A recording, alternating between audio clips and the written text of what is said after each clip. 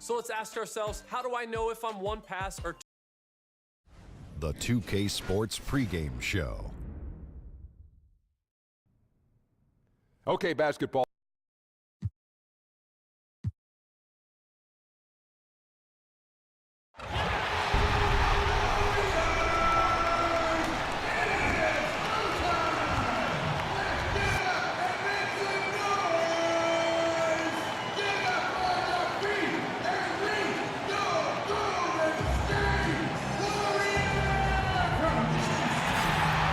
The Warriors have a Western Conference contest on their hands as they prepare to defend home court here at the Oracle Arena in Oakland, California. With Greg Anthony, Chris Webber, and David Aldridge, Kevin Harlan. And joining us tonight, a man who once said he will never write another traditional sports column. Please don't say that. So, Bill Simmons, don't say that. Well, now you just have to tweet. You need 280 characters, and you can pretend you're a writer. What do you think of social media? I actually think for basketball it's been a huge advantage. And it hasn't been a huge advantage for a lot of other things, but I think it's made basketball a lot more fun. I do worry, though, sometimes that people are just watching their Twitter feed over the games. I still think there's an advantage for people who actually are watching what's going on versus watching people's reactions to what's going on. Interesting. This road trip for the Thunder kicking things off here in this one. They've really been on a roll. They've gone 5-1 in their last 6 games. And it's in your DNA. You come up against a natural rival, you're going to be a little bit salty. Yeah, some of the fellas will say, this is just like any other game, but the truth is, nah, it isn't. So here's Oklahoma City's starting group. The forwards, George and Grant. Westbrook and Ferguson, their backcourt, and it's Adams in at the center, filling out the middle. Now here's Westbrook. He had 13 points in the win against Milwaukee. And not only that, I mean, if you think about it, he dominated the boards. His energy was incredible. He never stopped working. Kevin Durant, an MVP, multiple championships, but he continues to add new wrinkles to his game and takes pride in that part of his game. Yeah, last year was the two-way play and the defense in the first 2.5 months of the year. They faded off. That whole team, I think, got tired. I asked some of the Warriors about it last year, just why they get tired when, you know, it wasn't like 17 was that grueling. They kind of rolled through the league. But I think it's just day-to-day, the bullseye being in the spotlight. Every arena you go to. Best punch every game. Yeah, you're out in Charlotte. It's the highlight of Charlotte's season to play you, and I think it does wear those guys down.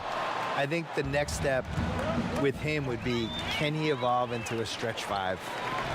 What could he be, Al Horford basically, and take all the Draymond minutes when Draymond's not playing and just be the other 5? How many stretch 5s are in the NBA? Can you count them on one hand, or think of them? It's the Al Horford, and there's not many. There's not many. But, I mean, a 7-foot guy who's one of the best, 8 shooters of all time is your stretch 5. Yeah. That's pretty good. Can Jokic shoot the 3? He kind of. Yeah. He's got an outside shot, doesn't he? Unfortunately, Jokic stretches the other team's point total when he's out there. So he's a stretch the other team's total to 120 defender. Bill, your long-lost cousin Ben Simmons headlined a tremendous rookie class in 2017. And in fact, people might think it's the best rookie season ever in the history of the league. A lot of good players. Simmons, Mitchell, Tatum. Do we count Simmons in that class, though? I guess. Well, since he won the Rookie of the Year, let's put him in there. All right, we'll put him in there. I think if you come out of a year of rookies and you get one guy who has a chance to be a franchise guy, that's a good thing. Mm-hmm. We had 3. If you're doing 3 a year for 10 years, you have the most ridiculous league of all time. I think the talent ebbs and flows, and we've had stretches. I think last decade, in the 2000s, especially from about 03 to 07, 08, we were just short all-stars. We were just short a few guys, and you saw teams like the Nets with Jason Kidd made the finals 2 years in a row, and you saw the Ben Wallace Pistons team actually win the title. With no superstars. Right. And you saw, in 06, the Pistons, remember they were on pace to win 70 games. They had 4 All-Stars. The league just wasn't that good, and now it's flipped, and it's so loaded. I think from a talent standpoint, as good as any year since 1993. Wow, that's a big statement. Yeah, which 25 years ago, we're just loaded with guys who could be Hall of Famers Right. someday, or, you know, 8-time All-Stars, things like that. So now you look at this 17 class, and Simmons, Mitchell, Tatum, just right there. That's awesome. I still believe in Lonzo, and I still believe in De'Aaron Fox. I think those guys can be All-Stars too. Oh, he caught him in stride with the lead pass. Now that was timing. And here's Curry, who brings it up for Golden State. Bill, we know in your writing that you love to incorporate pop culture references. How did that begin with you? Well, it began because in college, I was dropping them in columns and people were responding. I think pop culture probably mattered more when I was in college in the 80s and 90s because, you know, we didn't have the internet back then. It was harder to connect with people you didn't know. Basically, you had sports and pop culture and politics. Those were the three ways. If I'm getting to know you, what are the three things we're going to talk about? I didn't want to talk about politics with anybody, so the other two things for me were sports, pop culture. I was also an only child in the 70s with only 5 or 6 TV channels watching Brady Bunch, Partridge Family, Sanford and Son, Jefferson's, Good Times, all that stuff. And, you know, that stuff just soaks into your DNA, and that's it. The Warriors leading.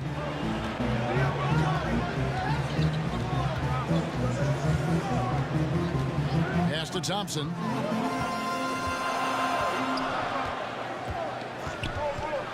The pass to Green. And Grant sends it back. Westbrook kicks to Luwawu Cabarro. Over Durant. And it comes off the front of the rim. The D a little slow to get in his face. They're fortunate it didn't cost him. Green with the ball. Now defended by Adams. Westbrook with the steal. 52 seconds left to play in the first quarter.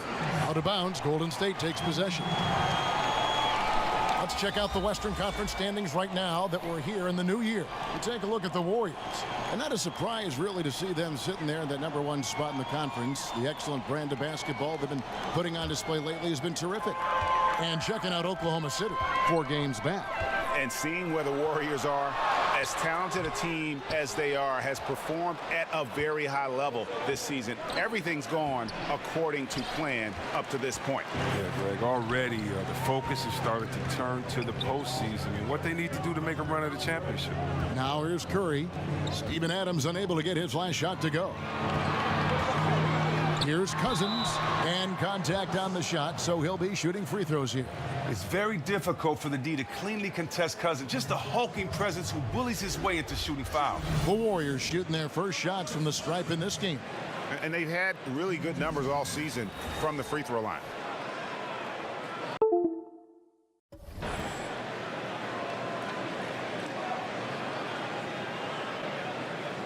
Take a break. Take a break. 2 shots.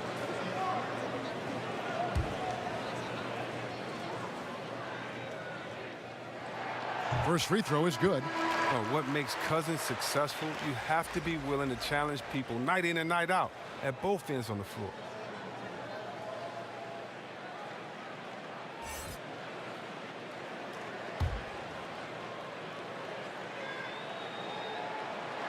And so DeMarcus Cousins nails both of them. 19 seconds left to play in the first quarter. Curry against Westbrook. And 2 free throws coming up, unable to get that one to go with all the contact. They get Stephen Curry. For Oklahoma City, they have gone 1 for 2 on the night so far from the line. Only shooting 71 really on the season, so there is plenty of room for improvement.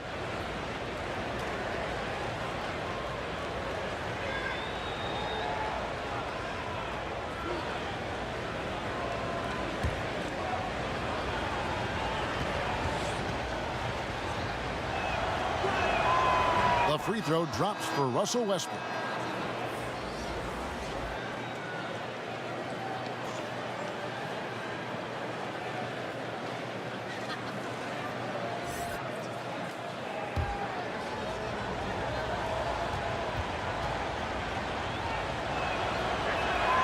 That misses, so he splits the free throws. Livingston kicks to Durant. On target from 13 feet. The rhythm and the poise that Durant has when getting ready to catch and shoot is second to none in the league. And that does it for the first quarter. Warriors ahead, up by 4. And we'll be back shortly for the start of the second quarter.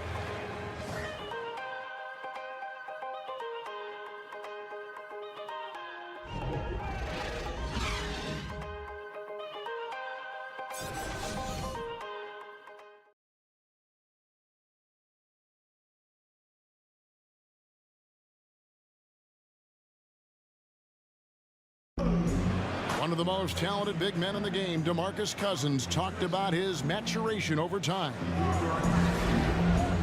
Being a player that thought he knew it all, thought he was the best thing walking, and you know, I think I've humbled myself a lot since then. So, of course, my game has grown, my knowledge of the game has grown, my IQ, but it's just the typical thing from a rookie to, you know, a veteran. And you know, Greg, you see it on the floor now. When Cousins keeps his emotions in check, he's a force on the floor. And Kevin, that's the key. When he's focused on the game and not the refs, he is almost unstoppable. And if you're just joining us, we've played through one quarter in this one. And taking a look at the Warriors' performance here, guys, what are your thoughts? I mean, a solid first quarter, especially looking at that plus turnover ratio. Yeah, aggressive on D, efficient on offense. They balled out to an early lead. And now, brought to you by Gatorade, all fueled up and ready to go. Let's reset our lineups. So for the Golden State Warriors right now, they've got Iguodala, DeMarcus Cousins out there with Looney. And there's Livingston. And it's Durant in at the small forward. Down low. And Iguodala with the basket, the assist by Livingston. Iguodala's got the first points up on the board here in the second quarter for the Warriors. Shooter kicks to Adams. And we've played through the first minute here in the second. And it's good, 2 points. Warriors leading by 4. On the sideline, let's catch up with Hall of Famer David Aldridge. Well, Draymond Green is a former Defensive Player of the Year, and he remembers his motivation.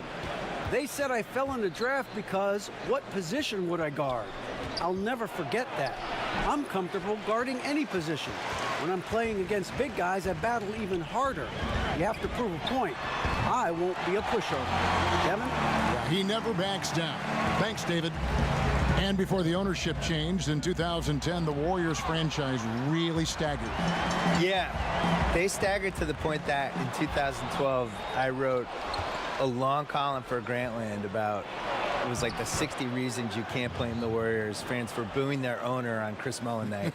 And I went through their whole history since they won the title in '74 of just all the horrible things that happened to them, all the dumb moves they made, all the dumb trades, all the things they never should have done.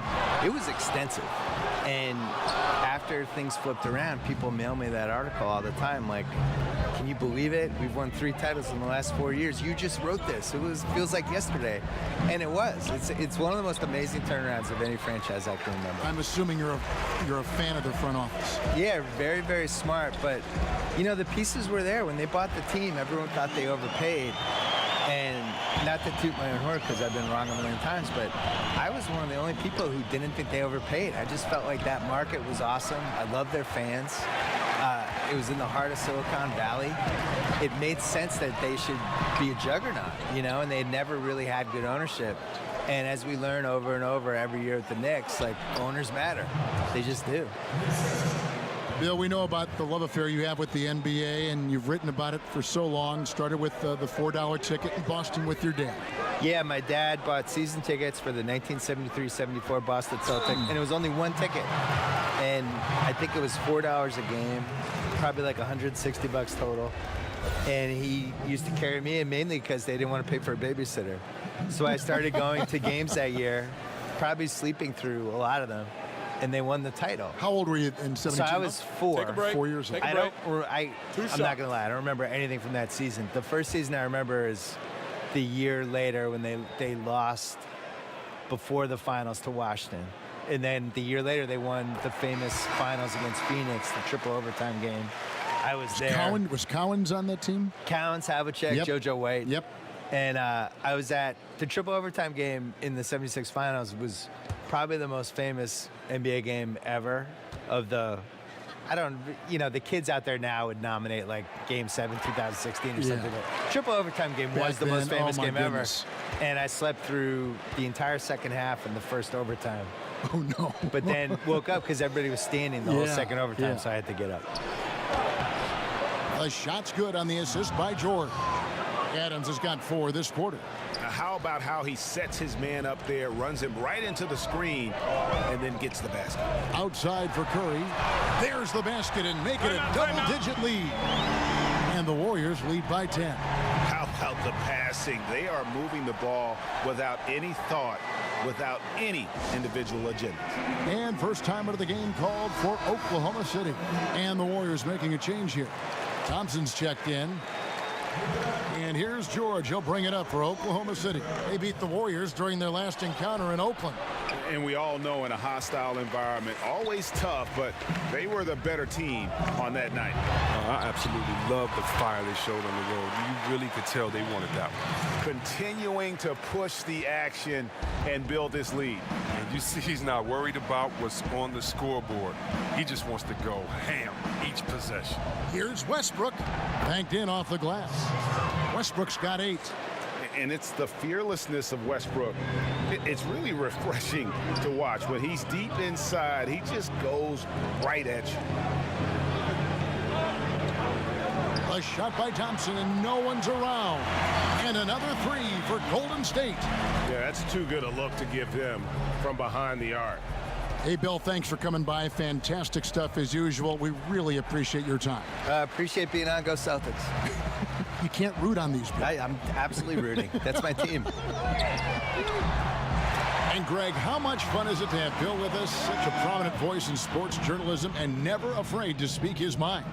You know, oftentimes when you gain popularity, you become a little more conservative, a little more reserved, but not Bill. And that's why he's maintained such a tremendous